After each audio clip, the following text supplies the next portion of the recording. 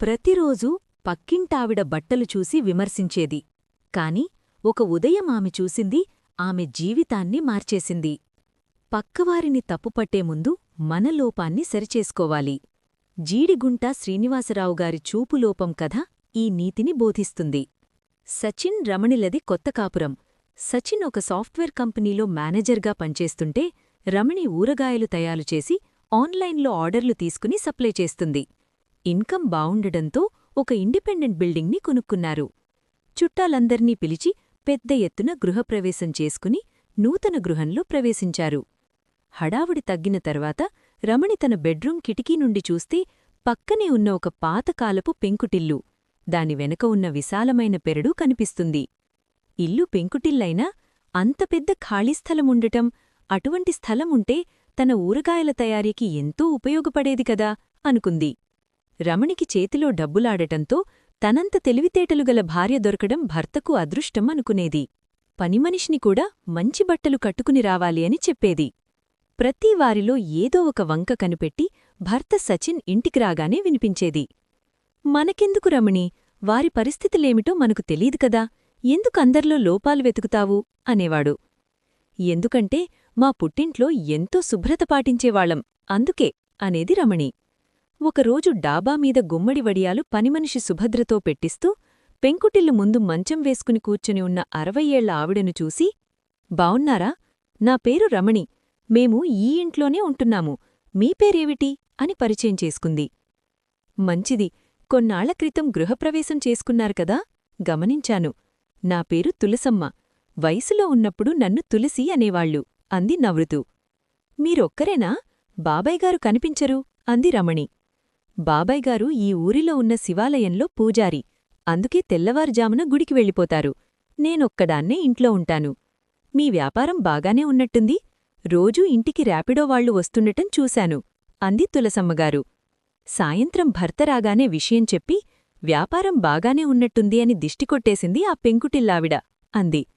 ఒకరోజు, నువ్వు తయారుచేసిన పచ్చళ్ళు శాంపిలివ్వు, ఇంక దిష్టి ఉండదు రుచి చూసిన తర్వాత అన్నాడు.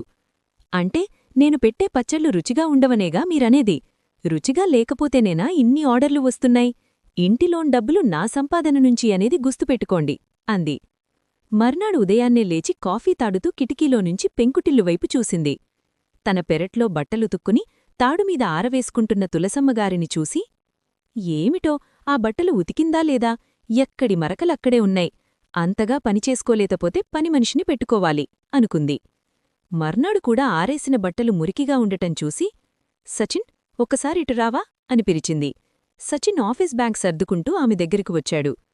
చూడు సచిన్, ఆ పక్కావిడ బట్టలెలా ఉతికిందో, ఆ తెల్లటి తువాళ్లు చూడు, అన్ని బూడిద రంగులో ఉన్నాయి, సరిగ్గా ఉతకడం రావడమూ లేక ఆవిడకు ఓపికలేదో కాని అంత మురికి బట్టలు తాడుమీద వేస్తే చూడ్డానికే చిరాగ్గా ఉంది. మన గెస్ట్లెవరైనా వస్తే మనం ఇటువంటి వాళ్ల పక్కన ఉండమేమిటి అంటారేమో అంది రమణి. మన ఇల్లు తప్ప చుట్టపక్కల ఎవరూ ఉండకూడదు అంటే అడవిలో కట్టుకోవాలి లేదా ఏ ఫిల్మ్ నగర్లోనే కొనుక్కోవాలి. అయినా పక్కింటివాళ్ల విషయం నీకెందుకు, టైం వేస్ట్ చేసుకోక కేటరింగ్ కూడా మొదలుబెట్టు అన్నాడు నవ్వుతూ సచిన్. ప్రతిరోజూ ఆమెకు ఆ కిటికీ దగ్గర నిలబడటం, తులసమ్మ ఉతికిన బట్టలమీద విమర్శలు చేయటం ఒక వ్యసనంగా మారిపోయింది. ఈరోజు ఆవిడ ఉతికిన బెడ్షీట్లు చూడు, వాటిమీద ఇంకా పాత మరకలు అలాగే ఉన్నాయి. బహుశా ఆవిడకు మంచి డిటర్జెంట్ కొనుక్కునే స్తోవతలేదేమో అని ఒకరోజు. ఆవిడ బట్టలు ఆరవేసే తీరు చూస్తుంటేనే ఆవిడ ఎంత అపరిశుభ్రమైన మనిషో అర్థమవుతోంది అని ఇంకోరోజు. ఇలా రకరకాలుగా విమర్శించేది. ఒకరోజు తట్టుకోలేక, రమణి, ఎదుటివారి గురించి మనకెందుకు, ఆవిడ ఈ వయసులో కూడా తన పని తను చేసుకుంటోంది, నీలాగా పనిమనిషితో పనులు చేయించుకోవడం లేదు, మనం మన పని చూసుకుందాం అన్నాడు. కాని రమణి తగ్గలేదు. నేను చూస్తున్నది నిజం సచిన్, కళ్లకు కనిపిస్తున్న మురికిని కాదనలేము కదా, నా దృష్టిలో పరిశుభ్రతలేని మనుషులు సంస్కారం లేనివారితో సమానం అని కఠినంగా మాట్లాడింది. ఒక పని చేద్దాం, వాళ్ళ ఆయన పూజారిట, మనింట్లో ఏవైనా పూజ చేయించుకుని కొంత డబ్బు సహాయం చేద్దాం, ఏమంటారు అంటున్న భార్యవంక తనకీ గర్వం ఎలా వచ్చిందో అనుకున్నాడు.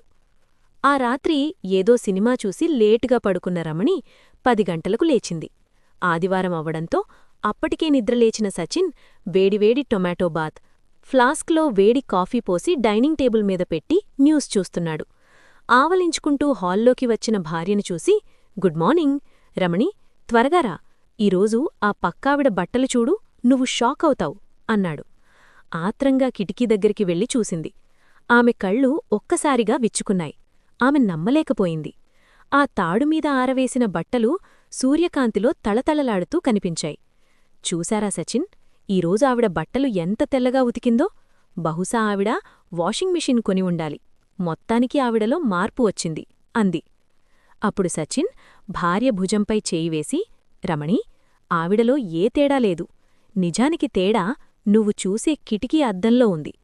ఇంటికి కలర్ వేసినవాడు అద్దానికి అంటిన కలర్స్ తొడవకపోవడంతో నీ కంటికి అలా కనిపించింది. ఈరోజు ఉదయం నేను 6 గంటలకే లేచి సోపు నీళ్లు తీసుకుని మన బెడ్రూం కిటికీకి ఉన్న అద్దాన్ని శుభ్రంగా తుడిచాను. ఇన్నాళ్లు నువ్వు చూసిన మురికి ఆవిడ బట్టలమీద లేదు అన్నాడు శాంతంగా. రమణి, అయ్యో, అది గమనించక ఇన్నాళ్లు ఆవిడను తప్పుగా అనుకున్నాను.